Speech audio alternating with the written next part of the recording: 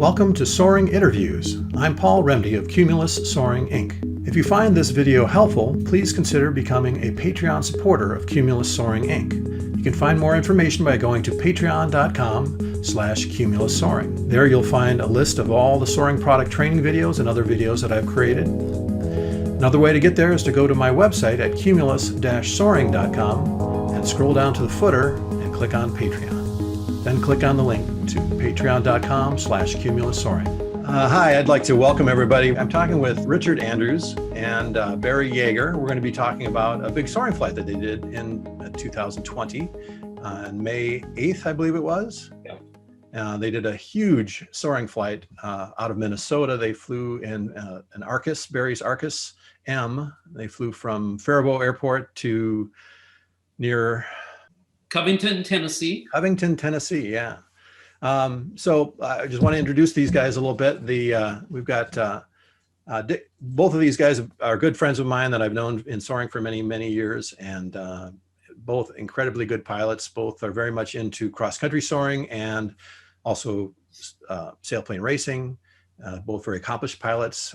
In addition to this big downwind dash flight, they also had a big recent accomplishment together. In 2019, they won the 20-meter U.S. Nationals in Albert Lea, Minnesota, together flying in the Arcus, and did a phenomenal performance in that contest. I think that's the first time that either one of them has won a national contest, a U.S. national contest, and congratulations on that. It was a very big accomplishment. There was 20-meter nationals isn't the largest soaring contests that we have in the U.S., but the competition was definitely there. Some very top-level pilots flying against, especially to me, the team of Carl Streetic. Carl Streetic and Sarah Arnold together. I mean, both world-level competition pilots, and them flying together in his dual discus and flying against them, beating them. That's a tremendous accomplishment. So, but enough of me talking. I guess I'd like to let you each introduce yourself a little bit. Tell us when you got into soaring and why you love soaring. Dick, do you want to go first? All right. Yeah. Well, I was blessed by my wife, who gave me a gift certificate for a glider ride that took place in Osceola, Wisconsin, with Lee Bradshaw. And it was in 1984. And I had heard of gliders. And I think I remember as a kid on Sunday afternoons, my family used to go out by White Bear Lake, Bald Eagle Lake, and watch, not from the airport, but just kind of as we're driving around, Dad would point out the gliders up in the sky. And when I was in college, one of my corridor mates as a freshman, his father was a Northwest Airlines pilot at that time, and soaring was his hobby. So I heard about it from those guys that I knew in college.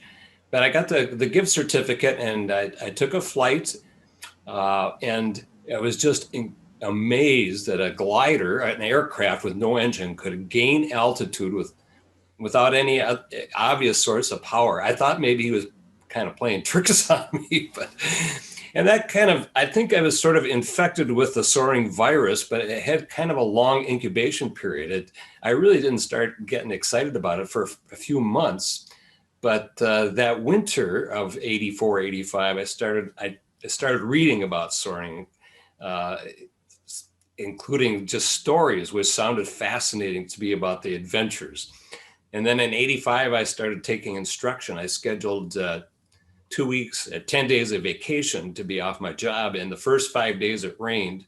And the next 5 days I flew in the morning at one airport with one instructor. And then in the afternoon, I flew with a different instructor at a different airport. And by the end of 5 days, I soloed and then kept flying a lot and got my license in a couple months.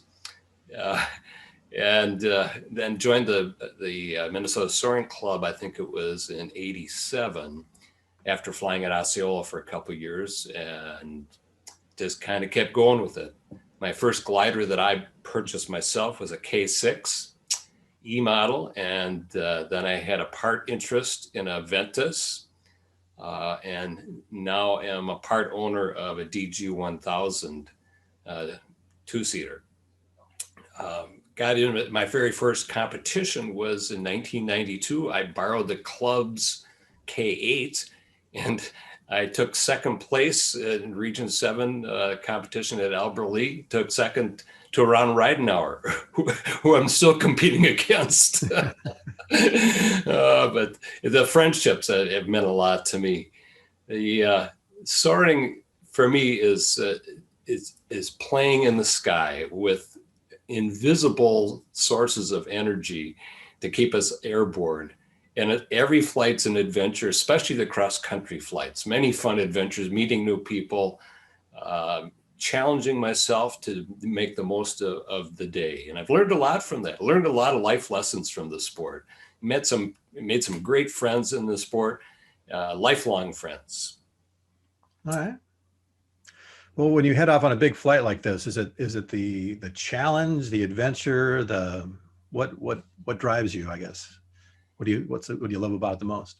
Yeah, I'd say it's a combination of those two things and maybe some others. I like the fact that no matter how long I participate in the sport, I'm never bored. Each day offers some sort of challenge, and I feel that I can continue to develop my knowledge and my skills and my judgment in the sport. And you never fully arrive at where you've got it perfected. It's something that there's always something new.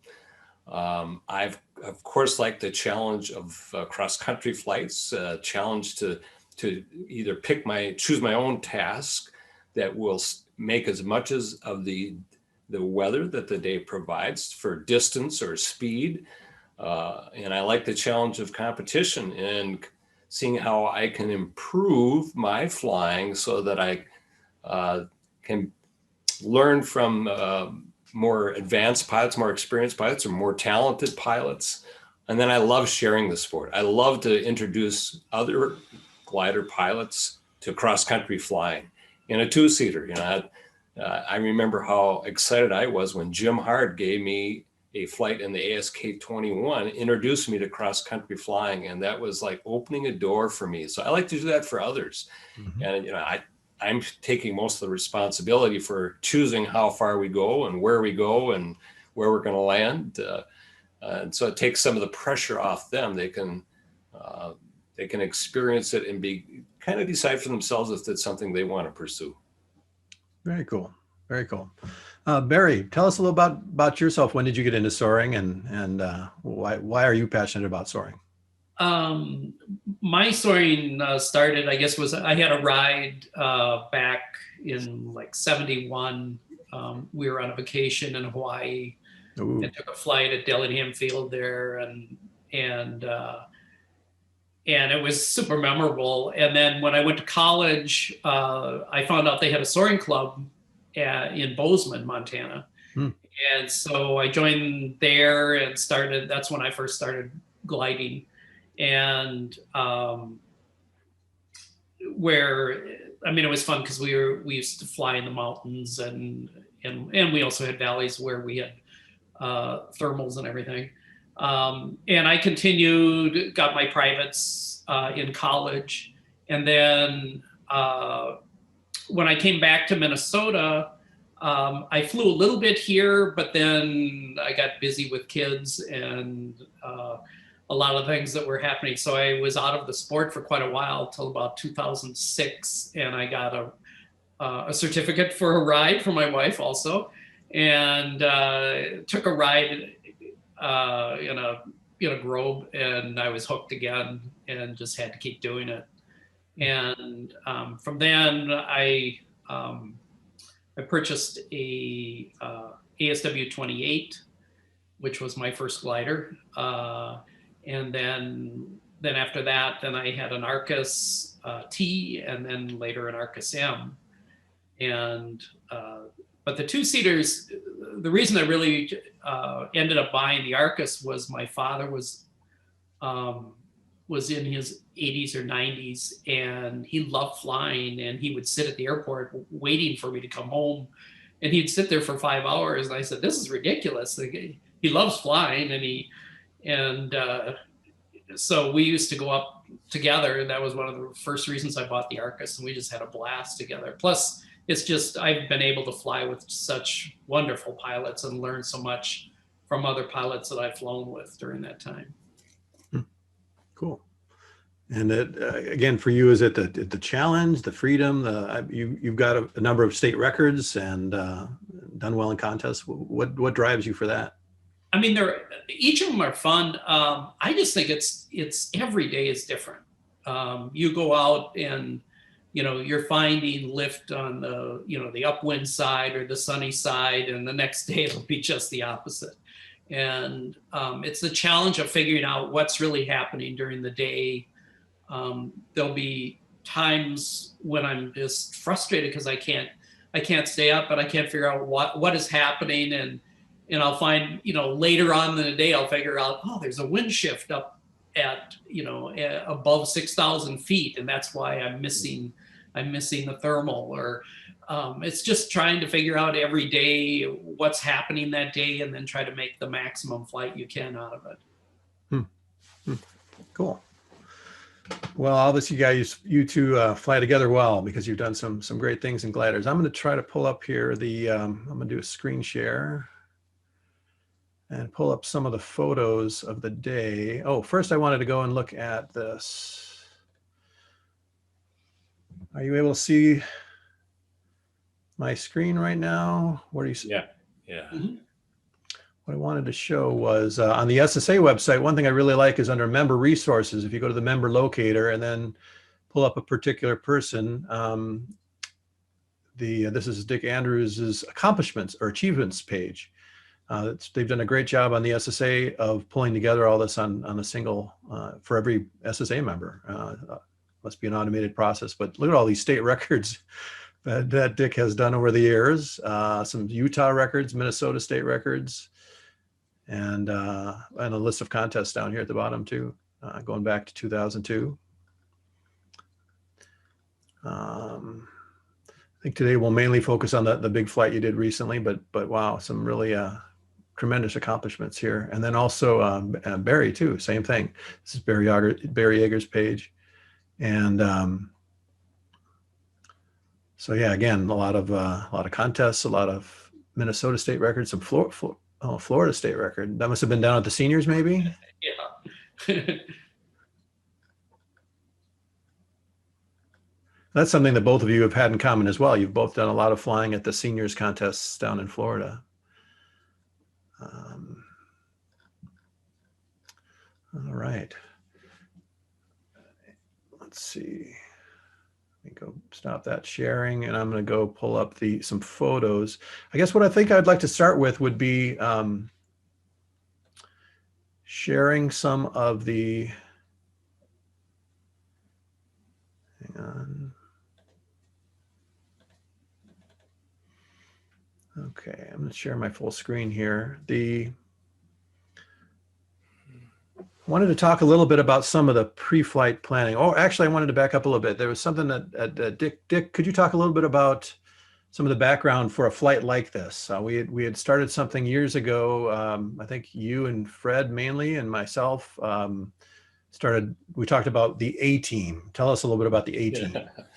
Well, I give Fred a lot of credit for getting that started and kind of providing the seed for the idea, and then it germinated.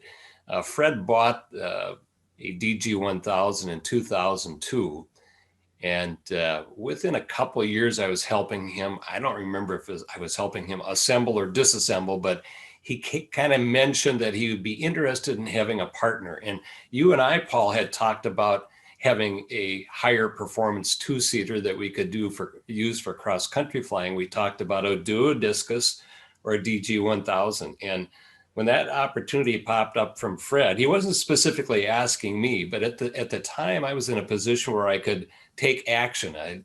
My mom had passed away and I had inherited some money, so I had some extra cash on hand. And so I just said right on the spot, well, Fred, I'm in. and it wasn't long, and Fred's kind of a dreamer. He's a wonderful dreamer. He's got big ideas, which I love. And he came up with the idea, I wonder if we could fly 1,000-kilometer flight out of Minnesota. And that was sort of the beginning of the A team back around 2007, as this piece of paper, this document shows. And we pulled together a group of pilots, mostly in the Minnesota Soaring Club. And not long after the initial meetings we had, Barry Jaeger joined us. And we actually, what we talked about is having Barry in his Arcus and us in the DG-1000 trying to fly on the same day and fly 1,000-kilometer flight. And so with the, we started to formulate plans for how to do it, what kind of weather we would need, and what kind of preparations would need.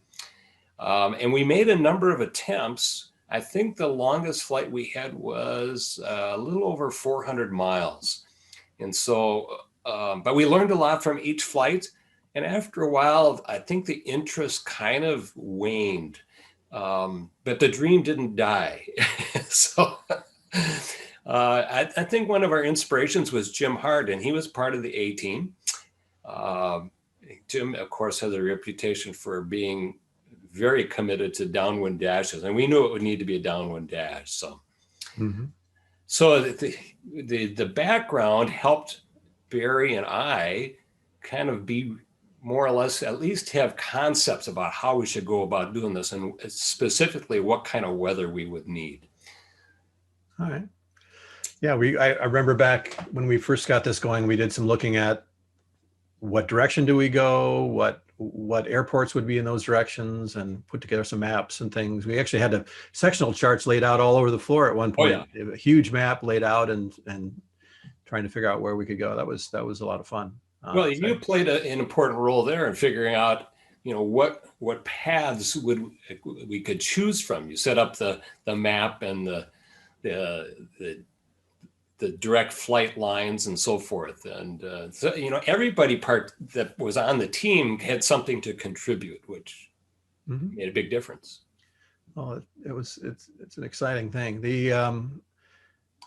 One of the things you sent me as attachment was an email. Can you see this here? This was an email between Barry and Dick here talking about Dick complimenting Barry on a good flight and saying, are we still up for a downwind dash? And maybe later this week. Kind of neat to have that little bit of history there about the big flight. That's cool. Let's see, Barry, are any of the, should I click through some of these weather forecast maps here and we can see what you looked at? Yeah, I mean, like even one of those, we did a lot of, before the flight, well, actually originally we were thinking of going on Wednesday. I don't remember what the date was. And then Dick was busy with a meeting at church, and we figured we shouldn't go against anything there. So, but we ended up, we were kind of looking at Friday or Saturday. We just didn't know which way the weather would, how fast it would come through. And the weather was just way different than what we had expected. I mean, originally we thought we would be going to the southeast and trying to follow a line with the prevailing winds and then try not to catch a front that's going through, let the front go through for a couple days. And it ended up setting up with a totally different weather pattern. I mean, it's somewhat similar. We ended up with a front going through and then a second front going through a couple days later. So we ended up with this really, really cold air mass all the way across the United States. But the pieces like Top Media, what was really helpful was being able to look, we would go from site to site. We'd look at St. Louis, we'd look at Des Moines, we'd look at Cedar Rapids, we would look at all these different places and just see how was the weather at those locations. And then we would look at how was the weather at the time we would be flying through. Yeah. And that's what really made it, because when we were looking at the original, it basically said we couldn't make it. at the end of the day, it was saying, no, it's not a good enough day to make it all the way down there. But when you looked at it on an individually hour basis, it showed that the front would go through earlier in the day, and then hopefully there would be enough heating that we could finish the flight. And but we used SkySight, we used Top Medio, Dr. Jack. We were looking at all and they each had their pluses and minuses but they were all helpful, especially when we were looking at the last thing that we really had to decide was what point were we going to go to, whether we went to the east side or west side of St. Louis, and then where would we go, beyond our declared point, and if we were going to go for the 1,000K, where would we go after that? One thing that I found interesting in the write-ups that you and Dick did, the couple of page articles you wrote, you talked about historically we've thought after a frontal passage, if there's a high, or was it low up here on the right, the winds coming down, and this to the was it high over, low over the Great Lakes, and winds down? I think low pressure over Lake Superior in that area, and then bringing winds down, going to the southeast, often is a good soaring day here. So how long was it after the front came through that the flight was? Good question. It was still coming through the day we flew it.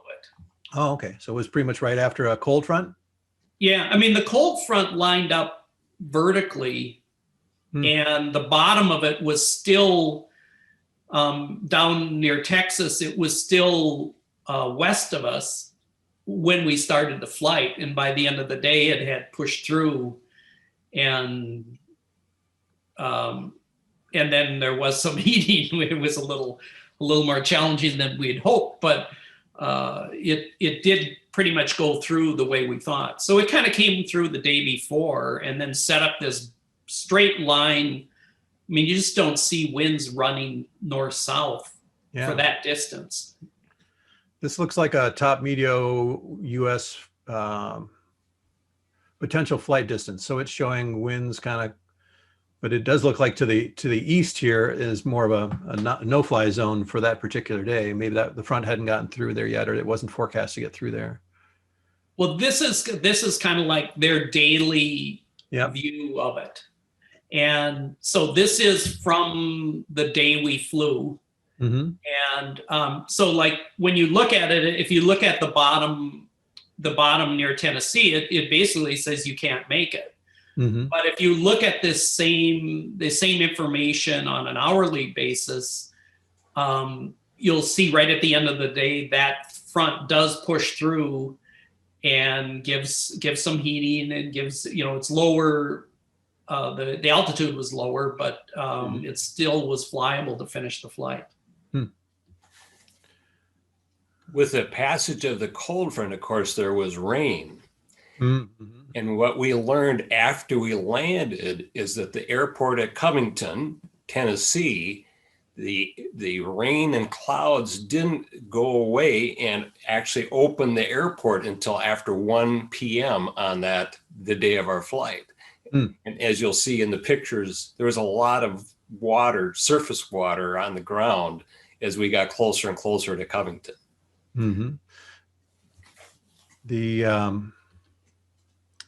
Well, this looks like a task planning here using the Top Medio weather in CU. Wow. Yeah, so our original plan was to go. We had Bismarck as our declared point, and then we thought we might go a little more westerly to Wynn. Was where we thought we were going to end up, but when we got to Bismarck, it looked so good straight ahead, and the clouds were streeting, and at that point we thought it had already passed through. And then Dick found Covington, which is kind of on the other side on the easterly side I can't think of what that airspace is. Memphis. I think it's Nashville or Okay. oh, no, Nashville's over there. Yeah, that's Memphis. Mhm. So on the easterly side, he found Covington, and it kind of just kept in the wind line, and so we just kept on going in that direction. Mm-hmm. Hmm. Well, very cool planning tools. I'm trying to think what else to look at here.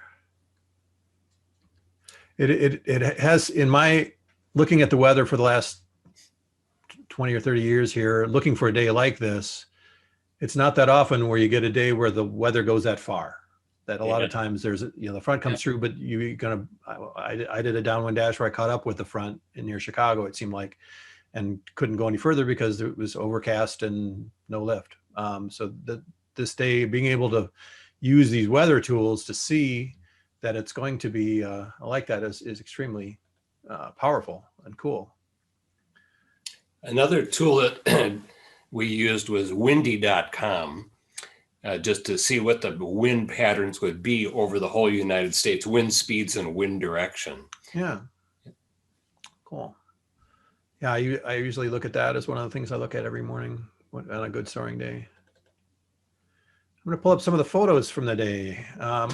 Yeah, let's look through some of the photos, and then we'll go and look at the overall flight and see you. So this is preparations the morning of? This is the night before. Oh. We were kind of loading everything, trying to get everything ready. Now you're not flying in the mountains. You're not flying in remote, dangerous, rocky, craggy areas. So you didn't really have to have the survival equipment that we do when we fly out of Nephi, Utah and things like that. But still, there's a lot to think about, a lot to bring, a lot of water and snacks and maps and all that. And just making sure that you're flying with the LX9000 flight computer, I believe, or 9070, is it? Yep. Yep. And so having waypoints on that reach as far as you need to reach is important. Yeah, your database helped a lot. Oh, good. Let's see, let me back up. So that's the night before. This is the morning of. This is at Faribault Airport. Is that Don Ingram there helping out? Yep. Yes, it is. Cool. It's 8 o'clock, and it was clear when we got down there, and at 8 we started seeing cues pop. That's exciting. Yeah, it was. There's the crew. So now, can you see my mouse when I move my mouse on my screen? Yep. Uh-huh. Okay. So we've got Barry and Dick there in the middle. We've got the Arcus trailer, Arcus M trailer, and this is Barry's wife, Lori. Yep. And this is Dick's wife, Pam. Yes, our faithful crew. Yeah, that's so cool that your wives are willing and able to retrieve you 1,000 kilometers plus. That's yes. Amen. There aren't too many glider pilots that have that. My wife loves me and loves that I love to fly gliders, but she has no interest in retrieving me ever. So thanks. You go have fun, Paul. But no, that's fantastic. You're very Our crew fortunate. left the airport at Faribault about 8:30 in the morning. We didn't take off till about 9:40. So they were on the road before we took off. Huh. All right. So I can make this full screen here. So there it is. So getting ready to take off, it looks like. Oh, tell me about the fright you had right when you got in the glider, about batteries. Oh yeah. The night before I had, just because of the long flight, I wanted extra batteries along with us, and I have a setup where I can store an extra battery in a pouch, and then I have a wiring harness that switches between batteries back there. And we had it all set up the night before, and we were all ready, and we got out to the line, and there is no power whatsoever in the glider. I mean, just nothing. I couldn't get anything. And we were like, I mean, we just thought, oh, the day is done, because I didn't have extra batteries with me, and we thought maybe we left something on, but we checked. I checked everything, and nothing had been turned on earlier. So I pulled the wire harnesses and found that I must have had a broken wire in the harness, and then rewired everything quickly back to kind of a more of a normal situation. And we had power, and so we were thrilled. Yeah. How long did that take you to get that figured out? 10 minutes? Oh, probably 15, 20 minutes. All right, not too bad. Yeah. Yeah. Exciting, especially when you've got butterflies already, and then to have that happen. Oh, you think your day's done, you know? And especially when you see cues popping at 8 o'clock. Yeah. So, boy, what a beautiful glider, Barry. And this is Faribault Airport before takeoff, it looks like. Self-launching glider. The photo is looking to the north there. You can see there's no clouds to the north. To the south, we were seeing cues. Okay. So, yeah, that's also looking kind of north, I think. yep, northeast. Yeah.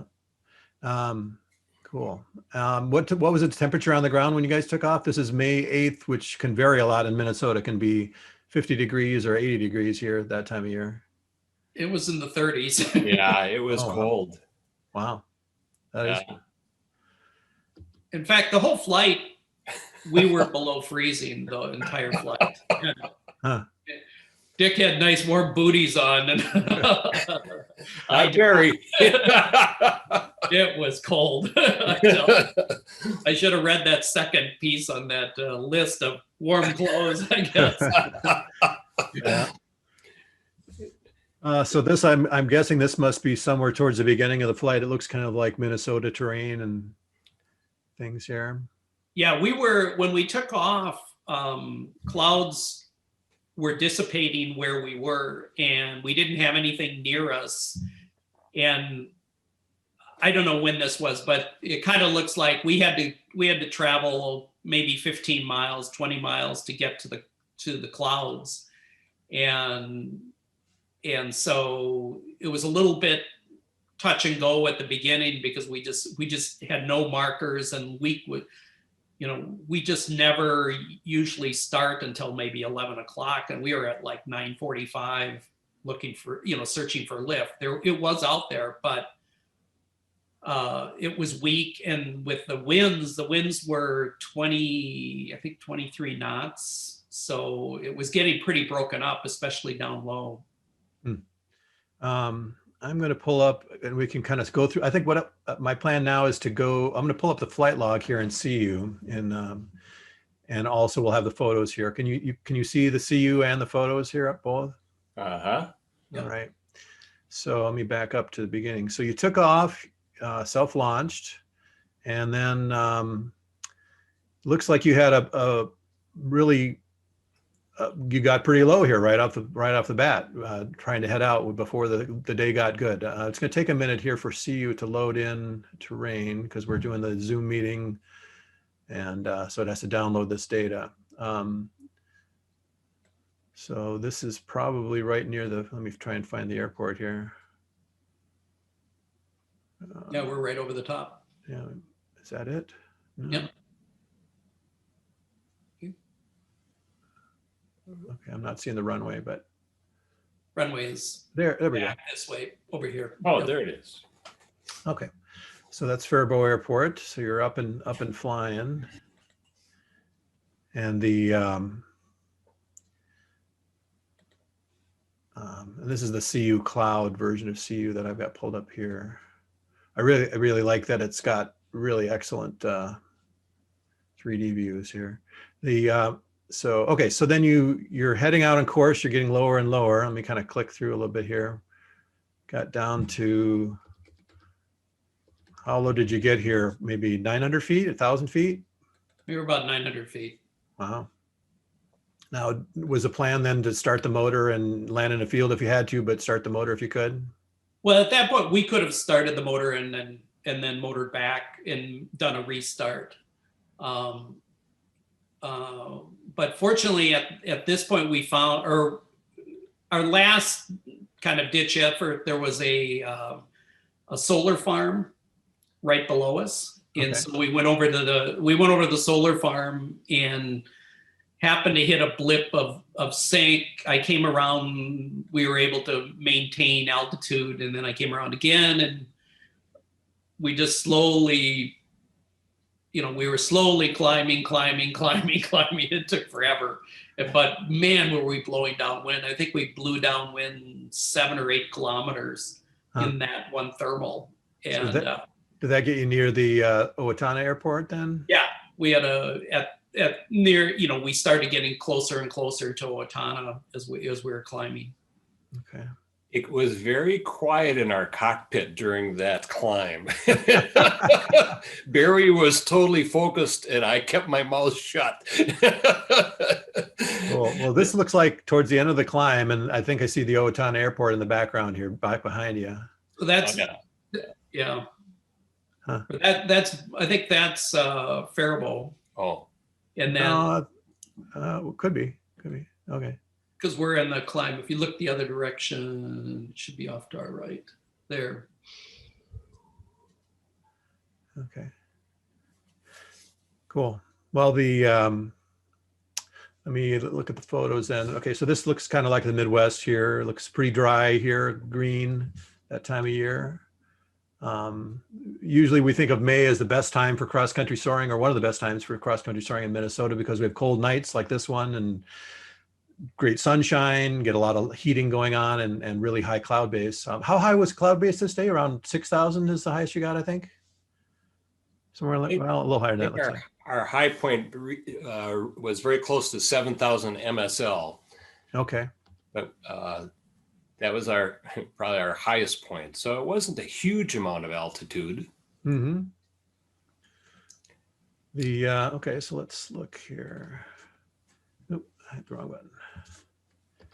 That's that photo. Oh, here's the retrieve crew. Looks like, did they stop to get lunch here? Yep. That's a great photo. All right, They're smiling.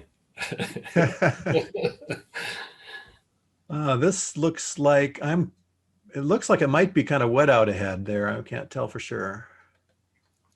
Well, another thing to notice is that there's one little cloud kind of near us coming up, and then there's quite a bit of blue space, and the clouds don't have extremely well developed bottoms, and they don't have a lot of vertical development either. The lift was actually fairly reliable, but it wasn't like super boomer day. It was reasonably strong, reasonably consistent, but there were some blue holes. And as part of our decision making, of course, was selecting which path are we going to take. We wanted to be on the wind line as much as possible. And we were going for a very localized goal for the national record for a straight distance to a declared goal. So we couldn't do big deviations, but to kind of look ahead at the sky and choose which part of the sky looks better than the rest. Okay. Let me back up a little bit and talk about that a little bit, about the records. Yeah. Let me pull up the other CU here. The original CU shows a little better. This is CU for PC. Not quite as pretty, but it shows all the airports along the way. A lot of airports in this part of the country, so a lot of landing sites along the way. Bismarck, Missouri was your declared goal. Is that correct? Yeah. Yes. And that was 474. Okay, 474 miles, so about 764 kilometers, I think I calculated out. And that would have been when the idea was to get a national record. Is that what that was for? Yes. Okay, and you will find out later that you did achieve that, right? Yep. The previous record was 458 miles. Okay. We knew we wanted to beat that, so we chose a location that would get us that. Well, that's pretty bold to take off here in Minnesota, just south of Minneapolis, and to declare that you're going to fly over Bismarck, Missouri. That's pretty bold, especially when you head out in weak lift. That's amazing. Cool. I guess that one thought that I had just now was that's something that I really love about this sport, is that you're heading out and you're thinking to yourself, correct me if I'm wrong, but whenever I've headed out on flights, anything like this, there's a very good chance that I'm not going to make it to my goal as far as achieving, for example, Bismarck, Missouri, but I'm going to have fun today. I'm going to go as far as I can. I'm going to use the weather. I'm going to land where I land. I'm not going to crash. I'm going to land in some farmer's field, or I'm going to land at an airport, but I'm determined to go as far as I can. And the weather looks pretty good. And then as I get along, the weather gets a little better. And, so to me, that's kind of the adventurous spirit, I guess. Yeah. The funny thing about this is, at least when we left, seeing that clouds were popping so early, I really thought we would have cloud streeting for a long way through the whole process, and that we would just do, maybe slow our speed down a little bit, and then just do bump and run, and just keep right at cloud base, and just keep continuing on. But the flight was anything but that. I thought we would have like a 90-10 glide to climb ratio, and we were down in the 30s for climbing. Okay, and so it was really it ended up being just mainly a glide, and then we'd pull off a climb when we needed them. And we just had to, as Dick said, we had to be a little bit careful, because there would be times when we were going along and we'd see these big blue holes. And fortunately, even in the blue holes, we could find lift. There was lift there to find.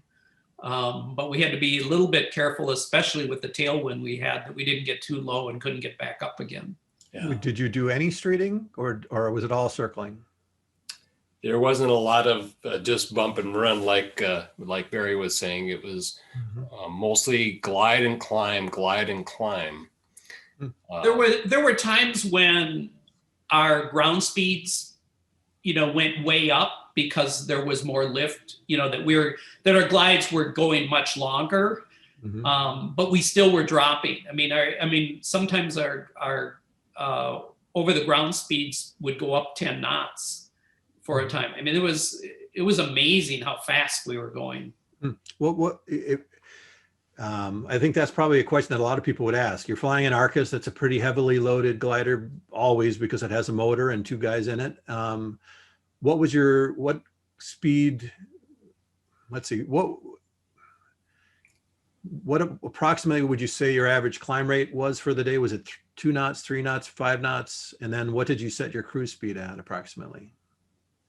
We were flying between around 80 knots. Yeah. Our ground speeds when we were going well, we were over 105 knots probably. When we were slower, we were down to 95, but it sure helped having a 20 knot tailwind. Yeah. And then, the climbs, I don't remember. I think it was around 2.5 or 3, if I remember right. Okay. I was remembering about 3. Okay, we'll take a look at the statistics here. Don't let me forget to do that. Right. Giving the big picture here. So you started here at Faribault, you're cruising through Iowa, Missouri, just west of St. Louis. Here was your declared goal of Bismarck, Missouri. And then from there, it was just go as far as you can downwind to try and achieve getting beyond 1,000 kilometers. Yeah. And then this is Memphis, that you landed just northeast of Memphis. Overall flight time was about 8 hours? 7:55. Okay. Yeah. Cool. All right. Let me switch back to the flight here. While that's loading up here, we'll pull up some more pictures. So this is kind of hard to see. So this is the rear seat cockpit. On the flight computer here, I can see that the task distance to Bismarck, Missouri is 296 miles to go. Yeah. So I'm not sure, you were near Skydive, Iowa, Sailplane, Iowa at the time. Over on the left here, we have the thermal assistant and the wind. It's showing wind at 23 knots out of 335. That's so cool that the wind pretty much went right along your task. Yep. Yeah. Yeah. All right. Notice the in the lower right-hand corner of the flight computer screen, our task speed was 60 knots, and for the past hour was 69 knots. And if you look again, you'll see that that increases as the further we went. Okay. Suppose as the day gets better and you get higher and you're Yeah. flying a little faster. Cool. This one, it's hard to tell. Is this more cold? It looks kind of like, I can't tell if it's just wet or if it looks almost cold, like icy. Oh, it's not icy. That's water. That's water everywhere. Everywhere. That's towards the end of the flight, probably in the last hour, and that's after the rain had gone through, and we found that the lift was getting weaker, and our climbs weren't as high, of course, because of the wet ground.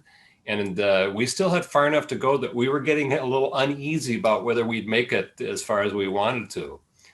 Got more challenging at the end. Do you think this was after you made that the point, the declared point, or before? Yes. Oh, definitely. Okay. Yeah. So that was another, I guess, low point height wise on the flight was after you.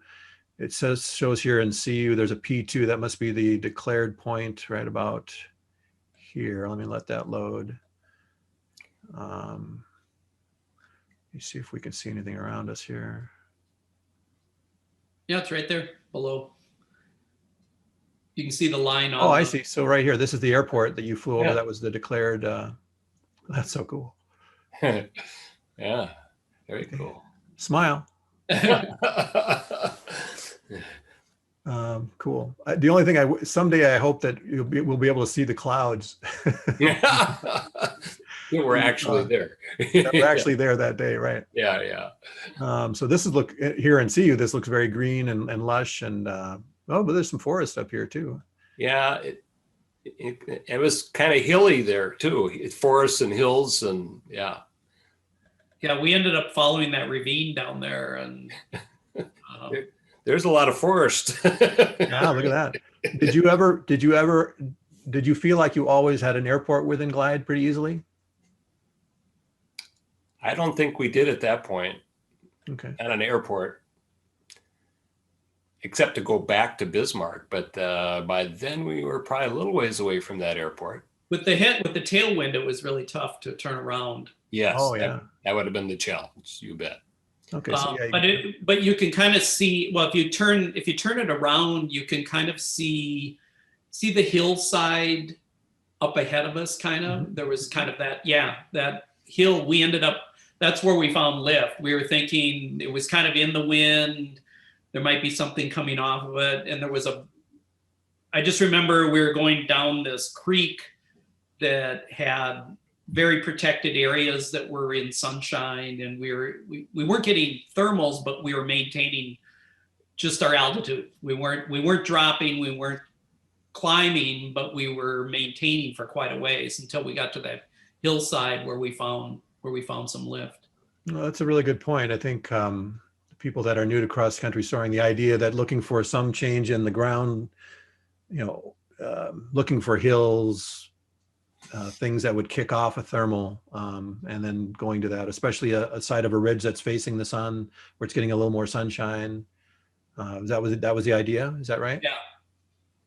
And we were figuring there'd be heating down below, and then with the winds, it might be kicking them off just past it. It's really hard to tell the terrain when you're right above it, but when you were approaching it from a distance, you were kind of headed for that, it looks like. Yep. Cool. It felt a lot lower than what it looked there. So the low point here was about, let's see, 2,700 feet about above sea level. So I don't know if that would be AGL. Yeah, I think we were about 1,700 feet, if I remember, above ground. Okay. Might have been a little bit more. All right. Here's another flight computer screenshot here. It looks like you are 118 miles to go for Bismarck, Missouri. Ground speed has gone up. What was it before? 69. Now it's 84. Our task speed went up to 72, but over the last hour, we were averaging 84 wow. knots. And our current ground speed there's 110. Wow. Yeah. Yeah. That's always fun. And what was the time? It was 2:07 or 14:07, and we had 118 miles to go. So a little over an hour's flight left to get to our destination, our declared finish line. Mm-hmm.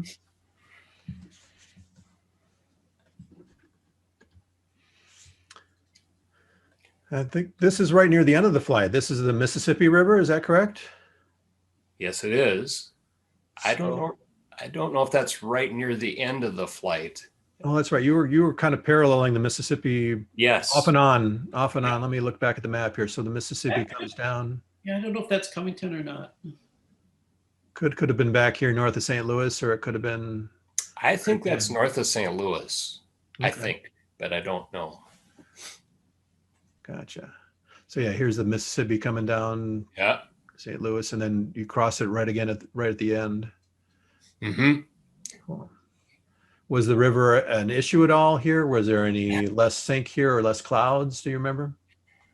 I think there's a picture coming up showing us crossing the Mississippi at a wide point, and we were a little uneasy about that, and it kind of expecting it might be more challenging. There, this is near the end of the flight, and but I don't recall having running into any difficulties there. Do you, Barry? No, but anytime we've had, I mean, flights in Minnesota where whenever I cross the river, it's always sink or it takes a while before it starts getting good again. And so we were really concerned that we had enough altitude to get across. When we finally made the crossing, it went pretty easy. Yeah. If I this photo of the wide river here. This is right at the end. Is that correct? Yeah, it's probably less than an hour before we landed. Okay. And so at that point, you were probably trying to be on final glide. Probably not quite yet. Not quite yet. I don't think so. I think we're still far enough away that it still wasn't totally, we weren't convinced, we weren't absolutely certain we were going to make it to Covington. So it probably would have been before 5 o'clock, back up a little bit, maybe right about in there somewhere, I'm thinking.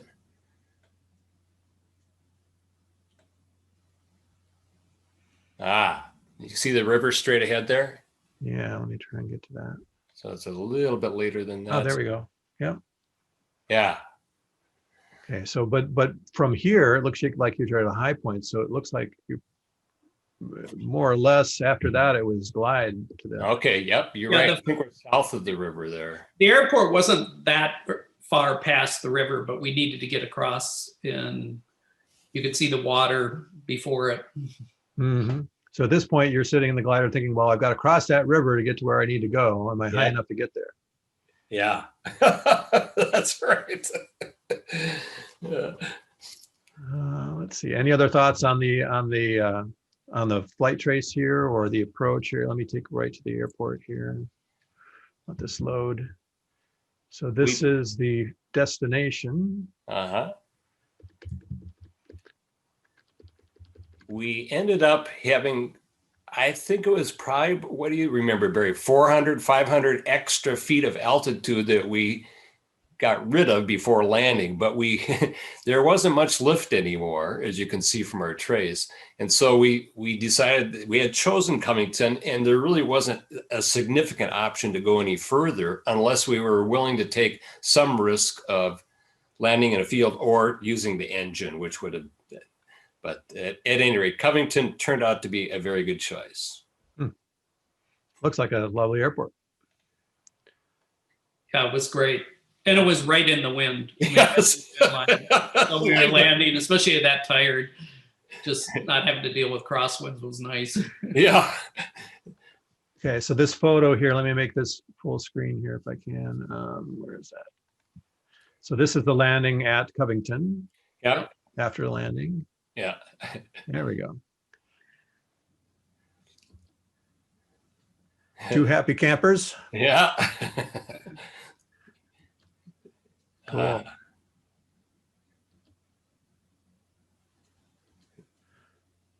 So let me, I guess the other thing I wanted to, there's an awesome crew. Yeah, still smiling. And then you guys did the drive home while they Yep. slept Yep. Mm-hmm. and got home about 1 o'clock the following day. Something like that. I think you said the write-up. Yep. Yeah, I think so. Yeah. Mm-hmm. But you drove straight home. Didn't Yep. get a hotel or anything. Okay. Right. Cool. Trying to think what else. What other questions did I have? Oh yeah, the records that you set. Let me go back to that SSA page. So these are some of the records. Can you see my screens? You're seeing these here? Uh-huh. So we had straight distance to a goal of 475 miles. These, I'm looking at the dates here, the date here of May 8th. Uh-huh. Free distance of 635 miles. Free 3 turn point distance of 639 miles.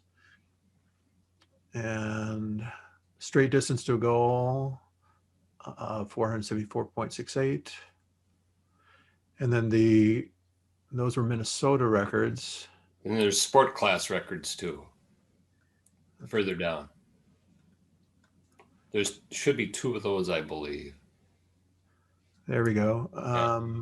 Yep. So free three turn point distance, straight distance to a goal. Our national record so in here? It doesn't look. Oh, that was at the very top. Oh, is it? Okay. One did say US on it. Yeah. There it is. There it Straight is, distance to a yeah. goal. Okay, Yeah. cool. Well, congrats. Is that the first US record out of Minnesota ever? As far as we know. Yeah, I think it is.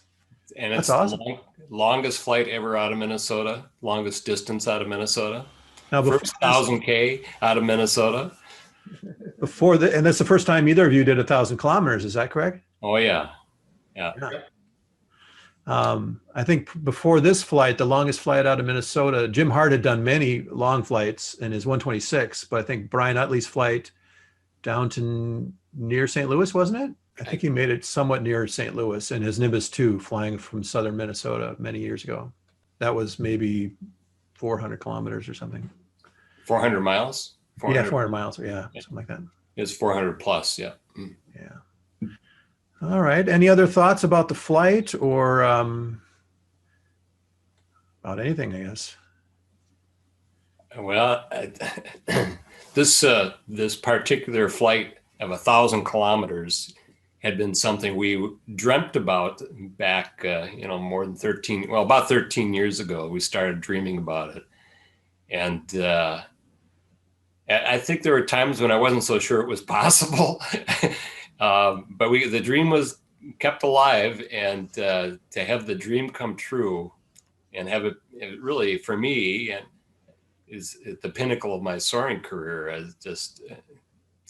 It was fun to see afterwards that many of our friends in the sport were following our flight. And then there was some email traffic that we saw afterwards that, it looks like they're going all the way. They're going to go 1,000 kilometers. It was pretty exciting to see that. And It's a pretty amazing flight to do without the help of mountains or wave or convergence or, just doing strictly thermals and down, right down the center part of the nation. Yeah. It wasn't a super awesome day. It wasn't an 8,000 foot cloud base or 10,000 foot cloud base. It was more like 6,000 or 7,000 at its peak. And it wasn't a super strong tailwind. It was 20 knots, not 40 or anything like that, right? Yeah. So one of our concerns about the wind was in the day or two before the flight, at times it was forecasting 25 or 27 knots. And our concern was that speed, that, the higher the speed, the greater the risk that it would kind of tear apart the thermals, so to speak. And that we didn't want that either. We were very happy with exactly what the wind was. That it was just the right speed. And obviously the right direction. So. Mm-hmm. Trying to think if there are any statistics here. Well, I guess two questions. One, what is your next goal? And two, for each of you, what any other thoughts or tips you would give to other people that want to do some flights like this?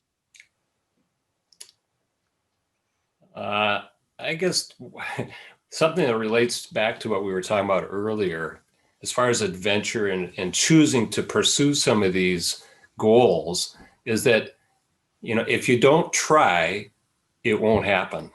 And there's nothing wrong with having a well-planned flight that doesn't necessarily accomplish your goal, as long as you do it safely, no injury, no damage to the glider, no injury to the pilots.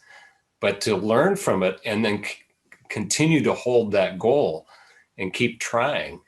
I think that's the key, is that if you start to believe, well, it won't happen, and you don't try, well, obviously it's not going to happen. So that to me is one thing. If you don't try, it isn't going to happen.